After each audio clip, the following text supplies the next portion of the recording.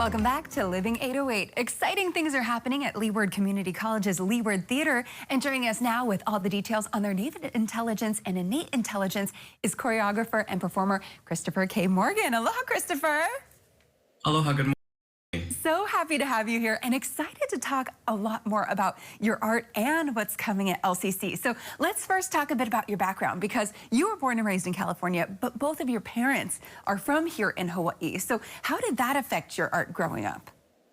Thanks, that's a beautiful question. Yeah, my dad was born in Ka'ava, my mom was born and raised in Honolulu, and they met while they were stationed in the Marines in Orange County, California, where I grew up. And I think that connection to home with extended family, aunties, uncles, my grandparents, all living here, and us doing hula and other Polynesian dances as a family when I was a child, created this really strong connection to Hawaii that lasted throughout my entire life. And a little bit later, as I became a professional dancer in New York City and other places, I always felt this longing to connect to that root that I have here in this Aina. And so that's impacted how I create dances now that intersect hula and contemporary dance. Beautiful. And that's what you're going to be doing and showcasing in the LCC performance. So can you talk about it? Native Intelligence, Innate Intelligence. It's the second installment in the trilogy of works that began with Pohaku, which you toured throughout Hawaii in 2016. Is that right?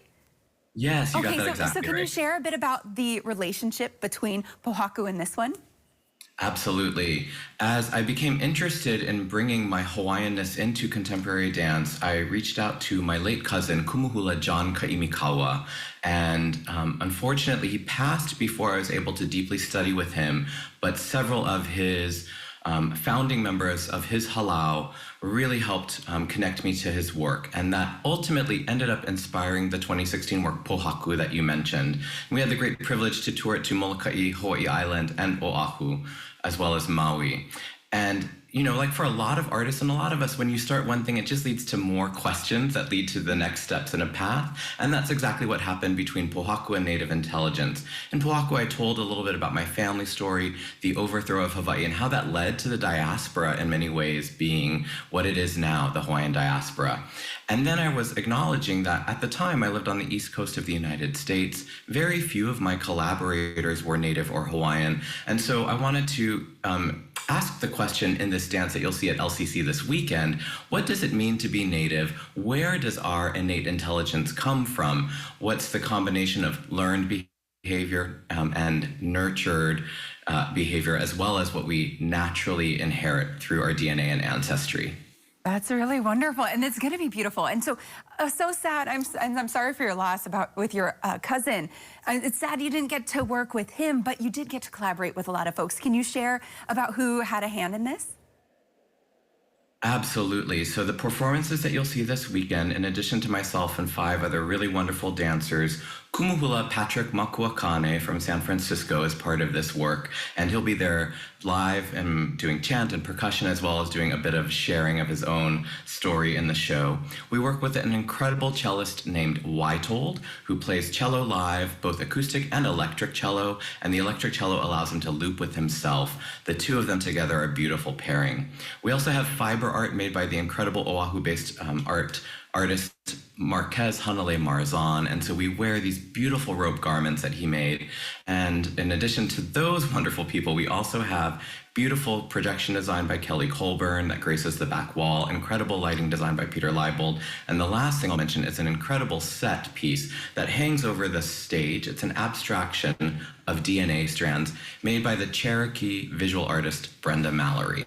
Oh, that's going to be beautiful. And I mean, you're listing some of these names. These are some big names, and this is exciting. And so let's talk a bit about it, because while on your tour in Hawaii, you're also going to be hosting a convening of Native Hawaiian performing artists at Shangri-La here in Honolulu. So tell us about that event. Tell us about how we can experience the performance itself and how people can come out.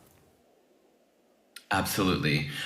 So briefly, Vehi Vehi, which is the gathering that I'll be hosting at Shangri-La, is a kind of laboratory and a group of artists, Native Hawaiian artists that all work in contemporary performing arts, are getting together to explore what it means to preserve our cultures while moving them forward in contemporary performance and incorporating technology in new ways. So it's really trying to build on the wisdom of our kupuna and our ancestors while also embracing other influences and finding that delicate balance to make sure that we're doing things in a pono way. So that's really exciting, and I'm so grateful to Shangri-La for their support of that. For anyone who wants to join us for the performance at LCC this Sunday, it's at 2 p.m., and you can go directly to LCC's website for that. And if any viewers on today's program are on the Outer Islands, we're actually in Hilo right now preparing for a performance at UH Hilo this Thursday night at 7 p.m. You can go directly to their website to find out ticket information for that. Oh, perfect. So many opportunities, and we'll have all of their info on our website at k212.com to link you over and get tickets. Thank you so much, Christopher, for being here, and welcome back to the islands, and enjoy the Big Island. I was wondering, because I saw it looked like you were back in Hawaii, so good to know you're back here. Yes, thank you so much for your time and welcoming us to your program. Of course, and we'll see you this weekend. Thanks so much. Mahalo. All right, so much more when we come back. It is a Tuesday tradition.